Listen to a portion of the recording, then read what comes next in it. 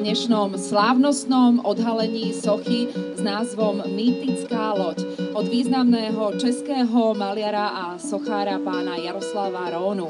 Celý to zešlo vlastně, že jsem kdysi dostal takový jako africký korítko vydlabaný z dřeva, který mělo tak krásný tvar, že jsem vlastně inspirovaný tím korítkem, nebo co to vlastně bylo, takový zvláštní tvar, který připomínal loďku, úplně jednoduchý.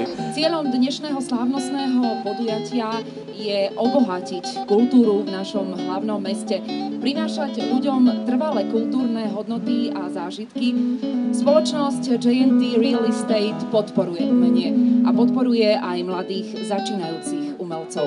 Hlavne môj kolega Patrik Tkáč, on je taký väčší blázon do umenia a nás tak vyprovokoval, aby sme z tejto promenády urobili niečo ako umeleckú promenádu, kde dáme šancu aj mladým umelcom a zároveň by sme sem dotiahli aj nejaké významnejšie diela, či už len na výstavu alebo trvalejšieho charakteru.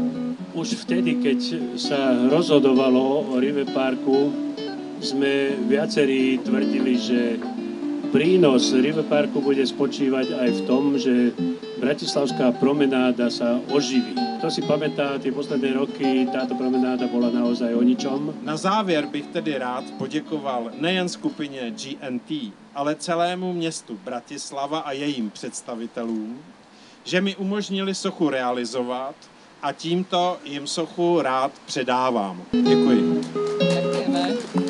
Myslím si, že v tejto chvíli už naozaj môžeme pristúpiť k slávnostnému odhaleniu sochy Mýtická loď. Páni, je to vo vašich rukách. O príjemnú hudbu sa nám po celý čas stará Miriam Rodríguez Brülová a socha je